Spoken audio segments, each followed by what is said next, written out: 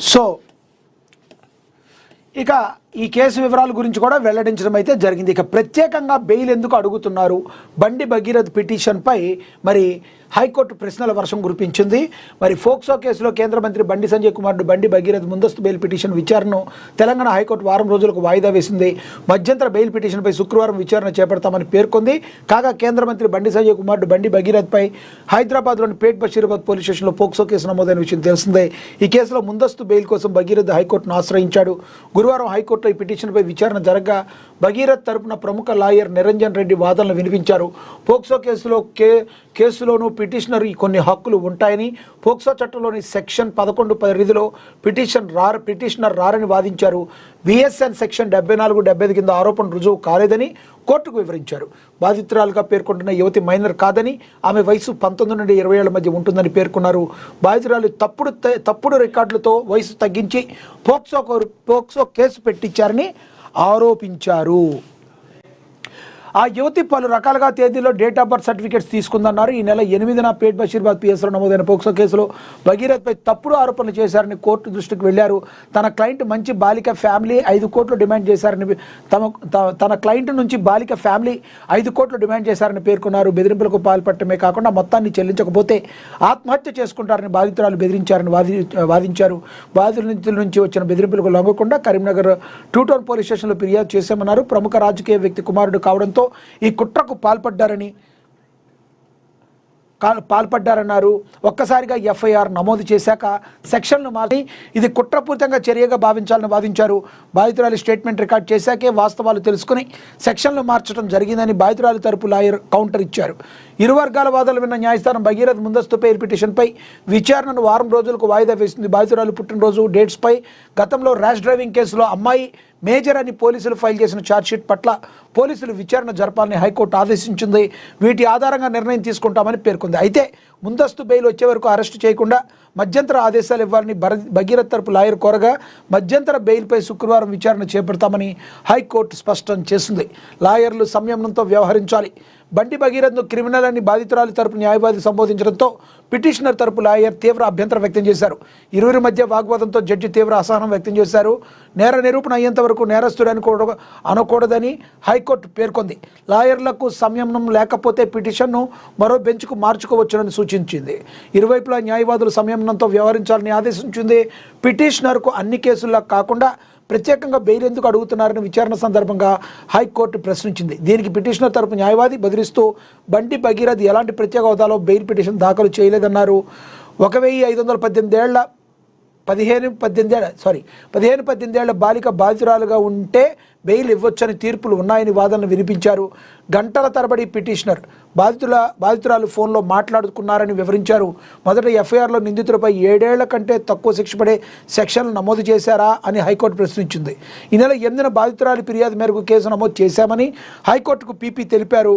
Case నమోదైన మరుసటి రోజు బాధితురాలి వాంగ్మూలం తర్వాత దర్యాప్తు అధికారి సెక్షన్లు మార్చారని వివరించారు. ఘటన జరిగిందని చెబుతున్న 4.5 నెలల తరువాత పిఎస్లో ఫిర్యాదు చేశారని భగీరథ్ తరపు న్యాయవాదులు లాయర్ వాదనలు వినిపించారు. భగీరథ్తో తెలంగాణ మహిళా లోకానికి ముప్పు ఆర్ఎస్ ప్రవీణ్ కుమార్ చెప్తున్నారు.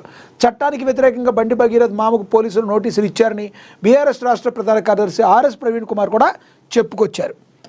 ఓవల్గా ఇది అనేక కోణాలు తీసుకుంటుంది. మరి లాయర్లు సంయమనం పాటించాలి అని కూడా మరి జడ్జి అయితే చెప్పారు. ఏది ఏమైనప్పటికీ కూడా ఈ మధ్యంతర బెయిల్కి సంబంధించి ఒక వారం రోజుల పాటు దీనికి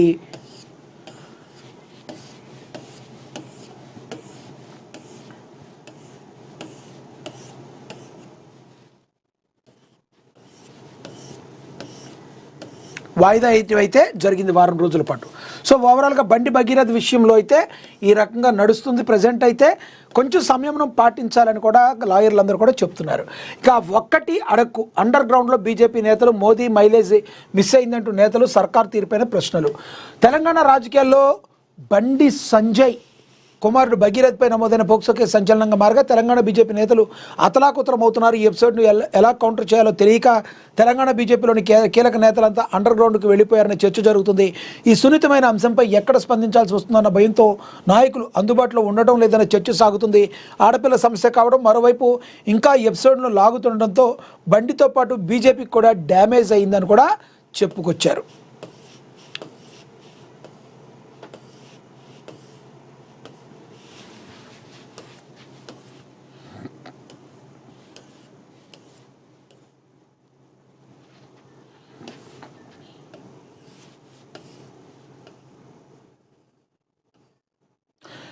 ఎస్, ఈ వ్యవహారంలో కేంద్ర మంత్రి హోదా ఉన్న బండి సంజయ్ తప్పేమీ లేదని, ఎంతో కష్టపడి ఆయన ఉన్నత స్థితికి చేరారని, అయితే తప్పు చేసిన వారిని సమర్థిస్తున్నారని అభిప్రాయం. ఒక అత్యున్నత పదవిలో ఉండి అందుకు తగ్గ పరిణితితో నిర్ణయాలు జరగలేదనే చర్చ పార్టీ వర్గాల్లో పాటు ప్రజల్లో వినబడుతుంది. ఇక క్యాడర్ ఫీల్డ్లో ఏం సమాధానం చెప్పాలని నేతలకు ఫోన్లు చేస్తుండడంతో పార్టీ కార్యకర్తలు ఫోన్ చేసినా నేతలు స్పందించడం లేదు. క్యాడర్కు స్పష్టమైన దిశానిర్దేశం లేక గందరగోళం నెలకొందని తెలుస్తుంది. పలువురు సీనియర్ నాయకులు తమ ఫోన్లను స్విచ్ ఆఫ్ చేసుకుని మీడియాకు దూరంగా ఉంటున్నారు. చివరకు పార్టీ కార్యాలయంలో కూడా ముఖ్య నేతలు కనిపించడం లేదని, అత్యవసర సమావేశాలకు సైతం వారు హాజరు కాకపోవడం విస్మయానికి గురిచేస్తుంది. ప్రధాని మోడీ పర్యటన విజయవంతం కాగా పరేడ్ గ్రౌండ్ జనసంద్రమైంది. కానీ ఆ పర్యటన మైలేజీకి తాజా సంఘటన డ్యామేజ్గా మారింది. ఈ కేసు ప్రభావం రాబోయే రాజకీయాలపై తీవ్రంగా పడుతుందని నేతల్లో ఆందోళన వ్యక్తమవుతుంది. మరోవైపు గత వారం రోజులుగా బండి భగీరథ్ పోలీసులకు చిక్కకుండా పరారీలో ఉన్నాడు. అతన్ని పట్టుకునేందుకు పోలీసులు 5 ప్రత్యేక బృందాలు ఏర్పాటు గాలిస్తున్నారు. ఇందులో భాగంగా 2 పోలీస్ టీమ్స్ ఢిల్లీకి వెళ్ళగా మరో 2 బృందాలు హైదరాబాద్లో, ఒక టీం కరీంనగర్లో వెతుకుతున్నాయి. పోలీసులు నోటీసులు జారీ చేసినప్పటికీ భగీరథ్ విచారణకు హాజరు కాలేదు. మరోవైపు బెయిల్ పిటిషన్పై గురువారం హైకోర్టులో వాదనలు జరిగాయి. అల్లు అర్జున్తో పాటు అనేక కేసుల్లో కఠినంగా వ్యవహరించిన పోలీసులు ఒక ఆడపిల్లకు అన్యాయం జరిగిన కేసులో వారం రోజులైనా నిందితుడిని గుర్తించలేకపోవడం సర్కారు సమాధానం చెప్పవలసి వస్తుంది. దీనిపై బీఆర్ఎస్ విమర్శలు చేస్తుండగా బీజేపీ మరి స్పందించలేని పరిస్థితికి నెలకొంది అనుకుంటా చెప్పుకొచ్చటం అయితే జరిగింది. ఇక తదుపరి చూసుకుంటే మోడీ సప్త సూత్రాలతోనే దేశ ఆర్థిక భద్రత, ఆత్మనిర్భర్ భారత్ దిశగా జాతీయ ఆర్థిక ఉద్యమం, దేశ స్వావలంబనలో ప్రజల భాగస్వామ్యమే కీలకం. ఆర్థిక ముఖచిత్రం మారాలంటే ప్రజల మితవ్యయమే మార్గమని బీజేపీ రాష్ట్ర కార్యాలయంలో నేతలు మేధోమథనం అయితే చేశారని కూడా రాసుకుంటూ వచ్చారు. మోదీ సప్త సూత్రాలతోనే దేశ ఆర్థిక భద్రత ఉంటుంది అని కూడా చెప్పుకొచ్చారు. దేశ ఆర్థిక స్వావలంబన, జాతీయ ప్రయోజనాలను మరియు భాగస్వామ్య లక్ష్యంగా ప్రధాని నరేంద్ర మోడీ దేశ ప్రజలకు సూచిస్తున్న సప్త సూత్రాలు సత్ప్రవర్తన అంశంపై గురువారం బీజేపీ తెలంగాణ రాష్ట్ర కార్యాలయంలో ప్రత్యేక కార్యక్రమం, మీడియా సమావేశం ఘనంగా జరిగాయి. బీజేపీ రాష్ట్ర మీడియా టీం ముఖ్య అధికార ప్రతినిధి ఎన్వి సుభాష్ ఆధ్వర్యంలో జరిగిన కార్యక్రమంలో పార్టీ రాష్ట్ర అధికారులు, ప్రతినిధులు, మీడియా ప్యానలిస్టులు విశేషంగా ఈ కార్యక్రమంలో పాల్గొనడం అయితే జరిగింది. ఇక తర్వాత చూసుకుంటే కేరళ సీఎంగా వీడి సతీశన్ 10 రోజులు సస్పెన్షన్కు తెర. స్థానిక బలమున్న నేతపై వైపే హైకమాండ్. మే 4న శాసనసభ ఎన్నికల ఫలితాలు వెలువడిన దాదాపుగా 10 రోజుల తర్వాత కాంగ్రెస్ పార్టీ ముఖ్యమంత్రి ఎవరన్న అంశంపై స్పష్టత ఇచ్చింది. అధిష్టానం క్లియరెన్స్ ఇవ్వడంతో సతీశన్ కేరళం తదుపరి ముఖ్యమంత్రిగా ప్రమాణ స్వీకారం చేయనున్నారు.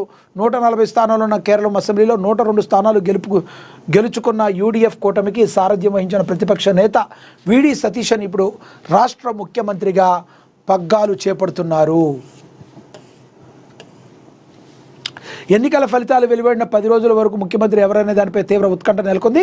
కానీ కాంగ్రెస్ అధిష్టానం ముందు 3 కీలక నేతలు వీడి సతీశన్, కేసీ వేణుగోపాల్, రమేశన్ చెన్నితల రేసులో నిలిచారు. మెజార్టీ ఎమ్మెల్యేలు వేణుగోపాల్ వైపు మొగ్గు చూపినప్పటికీ క్షేత్రస్థాయిలో పార్టీ కేడర్, సామాన్య ప్రజానికం సతీశన్ వైపు నిలబడటంతో కాంగ్రెస్ ఆ పేరును ఎంపిక చేస్తుంది. ఇక క్యాంపస్ రాజకీయాల నుంచి క్లిఫ్ హౌస్ వరకు 1964 మే 31న ఎర్నాకుళం జిల్లా నెట్టూరులో జన్మించిన సతీశన్ విద్యార్థి దశ నుంచి రాజకీయాల్లో చురుగ్గా ఉండేవారని చెప్పి సతీశన్ గురించి కూడా రాయటం జరిగింది. సతీశన్ ఎంపికపై అసంతృప్తి లేదని కేసీ వేణుగోపాల్ కూడా చెప్పడం అయితే జరిగింది. ఇక తదుపరి చూసుకుంటే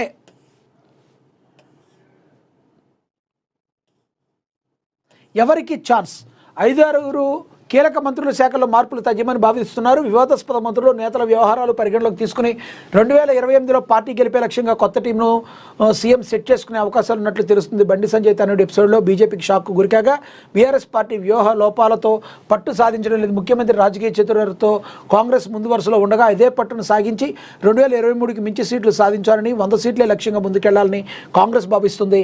కోమటిరెడ్డి రాజగోపాల్ రెడ్డి, రామచంద్ర నాయక్, ఆది శ్రీనివాస్, మల్రెడ్డి రంగారెడ్డి, ప్రేమ్ సాగర్ తదితర నేతలు మంత్రి పదవులు ఆశిస్తున్నారు. వచ్చే ఎన్నికల్లో గెలిపే లక్ష్యంగా ప్రధాన శాఖల్లో మార్పులు చేర్పులు జరిగే అవకాశం ఉన్నాయని, సీఎం ఎవరి వైపు మొగ్గు చూపుతారనేది ఎంతో ఆసక్తికరంగా మారింది. మరి తదుపరి చూసుకుంటే ఢిల్లీ హైకోర్టు